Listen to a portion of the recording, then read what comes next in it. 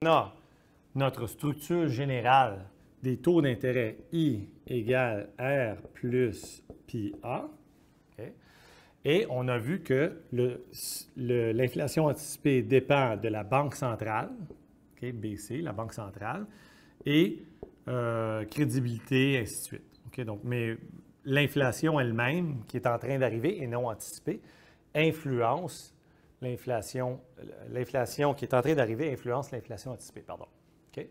Maintenant, ceci, le taux d'intérêt réel, dépend du taux moyen mondial, donc étoile pour mondial, et la prime de risque.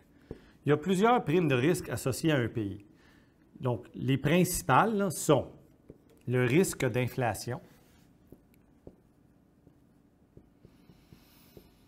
Donc, le risque d'inflation, le risque de change ou de devise ou de change, le risque de change, et le risque de crédit ou de défaut de paiement. Il y en a plusieurs autres. Il y a le risque politique, par exemple. Il y a le risque réglementaire. Soudainement, le marché est plus ou moins réglementé, il devient plus ou moins liquide, etc. Mais ces trois-là sont les principaux. Okay? Et donc, commençons avec le risque. Donc là, il y a les trois, inflation, change ou devise et crédit. Okay. Ces trois, ce sont les, ou de défaut de paiement. Okay, c'est pareil.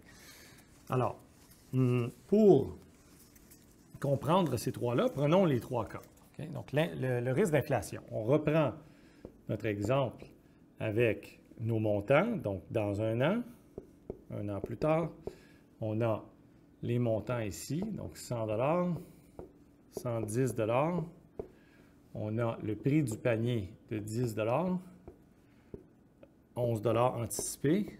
Donc, pi A égale 10 %. J'anticipe que les prix vont augmenter de 10 %. Je charge un taux d'intérêt nominal de 10 %. Donc, le nombre de dollars que je vais obtenir nominal, c'est 10 % de plus. Et le nombre de paniers, ici, est de ici 10. Et ici, si tout va comme prévu, 10. Maintenant, supposons que l'inflation qui arrive vraiment, pi, soit plus grande que pi A. Donc, je vais prendre un exemple extrême. Là. Supposons que, exemple,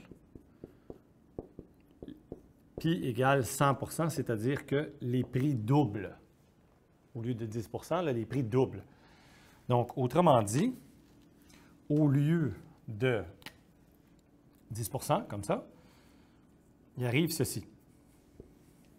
Okay, exemple, ça. Et donc, au lieu d'arriver à 11 $, les prix arrivent à 20 $. Les prix arrivent à 20 $. Qu'est-ce qui vient de se passer, là?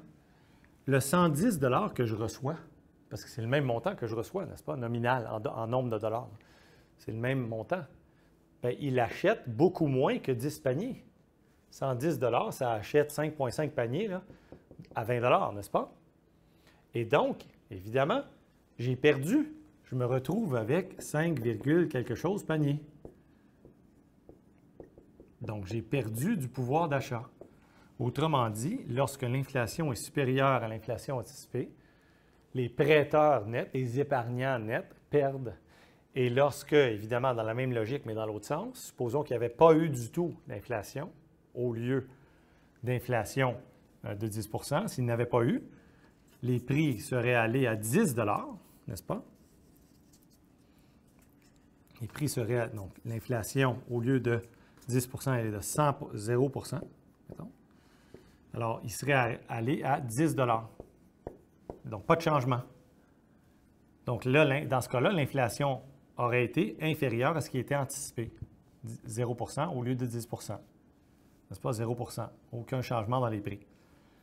Et donc, dans ce cas-là, le 110 $ que j'aurais reçu, le montant nominal, aurait acheté 11 paniers. 11 paniers à 10 $. Et donc, je me serais enrichi plus que prévu parce que j'anticipais 0 % de rendement réel, n'est-ce pas? Et donc, ça, c'est le risque d'inflation. Okay. Le risque de se tromper sur l'inflation anticipée. C'est pour ça que les banques centrales font des efforts considérables pour avoir une grande crédibilité dans l'inflation et respecter leurs promesses, c'est-à-dire que l'inflation soit bel et bien relativement stable, pas trop élevée, pas trop faible, assez stable autour d'un certain chiffre, donc c'est 2 là, pour la plupart des pays. OK? Maintenant, le risque de change. Le risque de change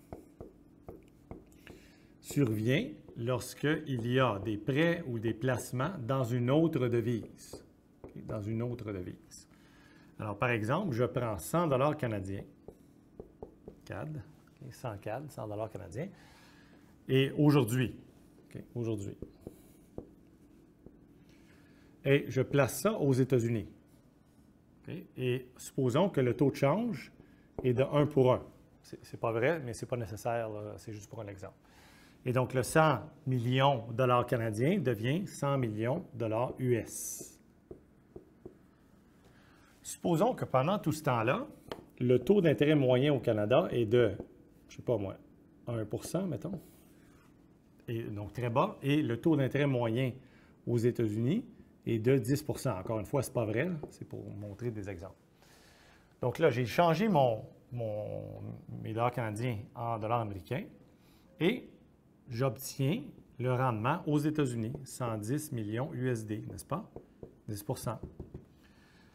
Alors là, le problème, c'est que si, dans un an ou peu importe quand, donc plus tard, donc le futur, le futur, donc dans le futur, supposons qu'il y a eu dépréciation du USD entre-temps, de beaucoup. Okay? Donc, il a perdu plein de valeur. Donc, autrement dit, mettons que, je ne sais pas moi, c'est 0,5 pour 1. Okay? Donc, il a perdu la moitié. Donc, le 110 millions USD, là, le 110 millions USD qui est là, combien il vaut en dollars canadiens? Il vaut 55 millions CAD. Ça, c'est le risque de change. Donc, dès qu'on place des fonds dans une autre devise, on s'expose au risque de change.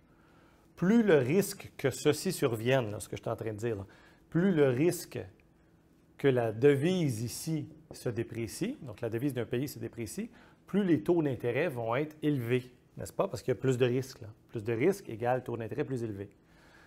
Donc, ça, c'est un élément, un exemple de risque de change. Il y a plusieurs risques de change. Dès qu'on achète des actifs dans une autre devise que la nôtre, on est exposé au risque de change. Si on emprunte dans une devise autre que la nôtre, par exemple, moi, le Canadien, j'emprunte une hypothèque de, je ne sais pas moi, mettons 500 000 USD, okay, avec un certain taux d'intérêt, peu importe. Okay. Supposons que je fais une dette, mais en USD, parce que c'est plus pratique pour moi, whatever. Mais moi, je gagne mes dollars, je gagne mon revenu en dollars canadiens. Alors, le problème, c'est que si le USD s'apprécie,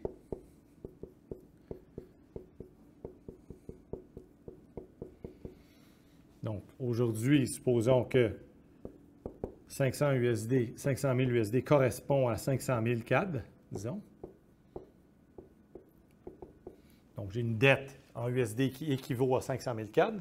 Si le USD s'apprécie beaucoup, au lieu de se déprécier, là, mettons qu'il s'apprécie et que moi, le Canadien, j'ai une dette en USD, le même 500 000 USD, en USD, puisque le USD s'est apprécié, bien, il vaut plus en dollars canadiens. Donc, par exemple, je peux devoir maintenant 1 million de dollars CAD, n'est-ce pas? Parce que ma devise s'est affaiblie. Donc, il faut que je donne plus de CAD pour représenter le même montant. Donc, la même dette libellée en USD devient soudainement beaucoup plus grosse en dollars canadiens. Alors ça, évidemment, ça peut causer des gros problèmes à moi, là, parce que si je gagne des dollars, mon revenu en dollars canadiens chez nous, bien, ça va me faire crouler sous les dettes. Donc ça, souvent, d'ailleurs, en passant, c'est des choses qui arrivent. Donc, lorsque le USD s'apprécie sur le marché mondial, c'est un peu ce phénomène-là qui arrive parce qu'il y a, dans plusieurs pays du monde, beaucoup de dettes en USD.